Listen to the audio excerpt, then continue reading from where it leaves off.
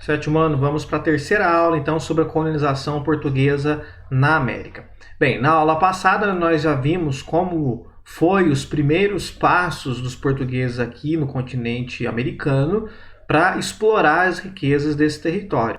Mas, como é um território muito grande, é muito difícil de administrar. Vocês viram também nas aulas anteriores que outras nações europeias, como por exemplo os franceses, os ingleses, os holandeses, estavam então buscando o território para ocupar aqui no continente americano. Estavam então o tempo todo navegando na costa do território brasileiro, que pertencia a Portugal, buscando uma oportunidade para encontrar riqueza. Se Portugal não tomasse nenhuma medida, claro que esses povos, os ingleses, franceses, holandeses, em algum momento ia tomar o território dos portugueses. Os portugueses, portanto, precisavam ocupar o território brasileiro. Agora, como ocupar um território tão grande, administrar um território tão grande, sendo que os portugueses tinham uma população muito reduzida? Então, eles tiveram que criar mecanismos para poder administrar um território tão grande. E é isso que nós vamos ver na aula de hoje, como que os portugueses conseguiram resolver este problema. Bem, eles vão criar, primeiro que uma das expedições que teve bastante sucesso, a primeira expedição, a do Martim Afonso de Souza, vai tentar reconhecer melhor o litoral. Porque mesmo com as frequentes viagens dos portugueses para cá, devido ao tamanho do território, é muito difícil de conhecer todos os detalhes do litoral. Então, eles precisaram primeiro reconhecer o litoral, tentar mapear esse território. E, para fazer todo esse trabalho, gastava-se muito dinheiro, muito recurso. E a coroa portuguesa não tinha condições de ficar o tempo todo investindo, já que, por enquanto, essas expedições não estão dando nenhum lucro, não está dando nenhum retorno para a coroa portuguesa. E isso começa a dificultar novas expedições. Então, o que Portugal vai fazer para resolver todos esses problemas que eu já apresentei para vocês? Ele vai privatizar a colonização. Ou seja, ao invés da coroa portuguesa, ao invés do rei gastar dinheiro para explorar, ele vai autorizar pessoas que tinham interesses em explorar esse território, mas essa exploração vai ser com o dinheiro da própria pessoa, ou seja, com os recursos da própria pessoa. E aí ele vai fazer o seguinte, ele vai pegar todo esse território e vai dividir ele em partes, em pedaços, mais precisamente em 15 lotes, 15 grandes pedaços, 15 grandes lotes. Esses 15 lotes vão ser chamados de capitanias hereditárias. Então, para facilitar a administração desse território tão grande, o rei de Portugal resolveu dividir o território em 15 capitanias hereditárias. Bem, aqui neste mapa que vocês têm na apostila, dá para ter uma noção da divisão dessas capitanias. Aqui nós temos a linha do Tratado de Tordesilhas, que vocês sabem muito bem. Então, pelo Tratado de Tordesilhas, esta linha, o que estava a leste desta linha pertencia a Portugal, o que estava a oeste pertencia à Espanha. Então, a linha passava mais ou menos nesse pedaço. Portanto, tudo aqui pertencia a Portugal. Portugal, então, dividiu em 15 lotes. Percebam que esses lotes não estão divididos em tamanhos iguais, tem uma questão de estratégia aqui, enfim, algum motivo para fazer com que uma fosse maior do que a outra, mas de qualquer maneira temos aqui 15 blocos, 15 lotes nesse território, tá certo? Cada lote, então, é uma capitania hereditária.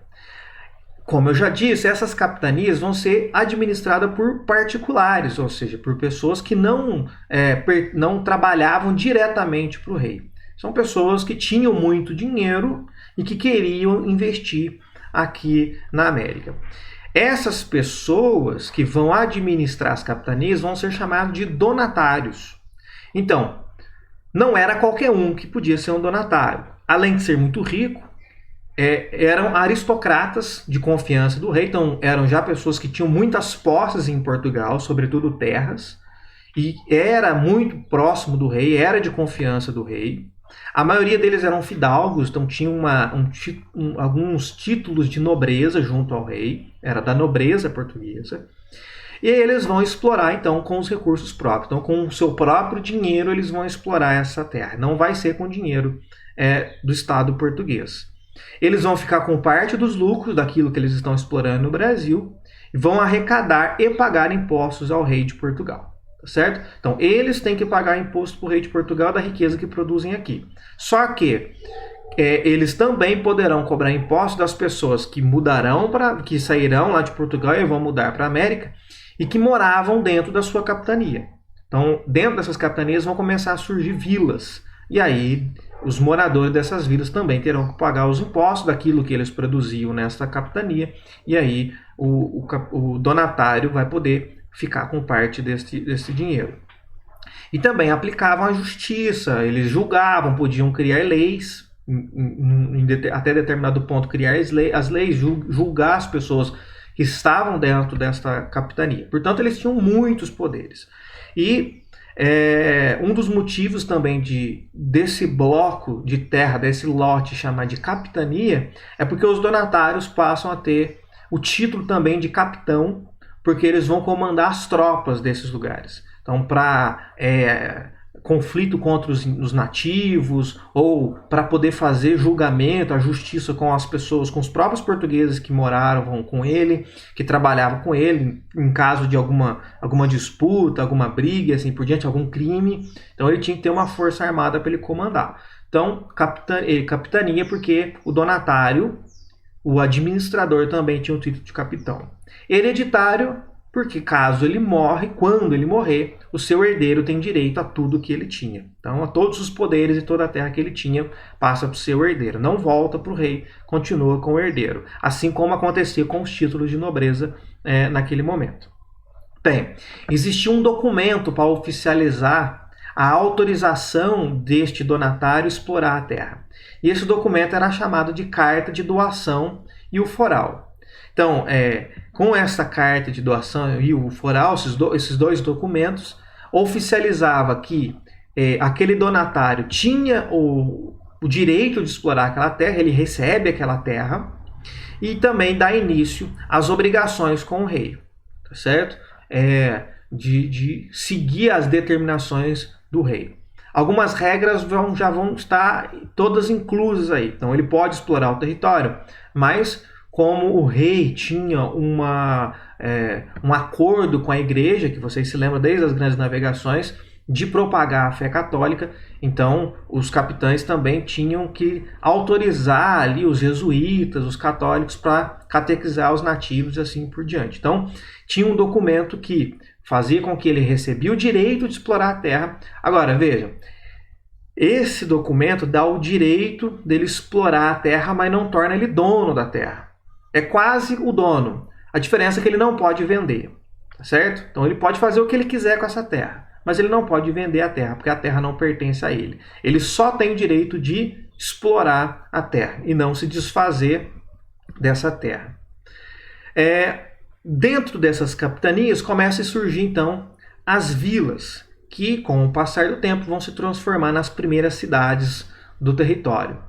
Nessas vilas, então, vão surgir as câmaras municipais, que é como até hoje todas as cidades têm, todos os municípios têm lá a Câmara onde ficam os vereadores para fazer as leis. Naquele momento ainda não estamos chamando aqui de vereadores, mas tinha lá uma Câmara.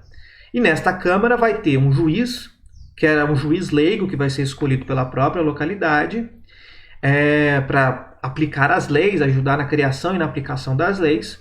Em algumas câmaras, quando ficava maior e era mais estratégico, eles criavam essas câmaras eram lideradas por um juiz que vinha de Portugal, que era chamado, apelidado de juiz de fora.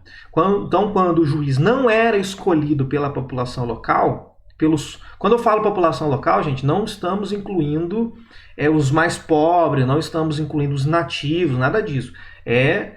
Os portugueses que vinham para cá, certo? Então, quando eles não podiam escolher o seu próprio juiz, o juiz leigo, Portugal enviava, e esse juiz que vinha de Portugal era chamado então de juiz de fora. Os integrantes da Câmara vão se reunir 2 vezes por semana, e eles tinham várias funções, eu vou citar algumas. resolver as questões locais, dos problemas que surgiam na vila, questão de problemas de litígio, de briga entre as pessoas, ou de como fazer para fazer com que ali tenha uma estrutura um pouco melhor, ou seja, para abrir rua, para poder ter acesso a uma água, para poder, enfim, melhorar a estrutura da vila que eles moravam, era a responsabilidade da Câmara.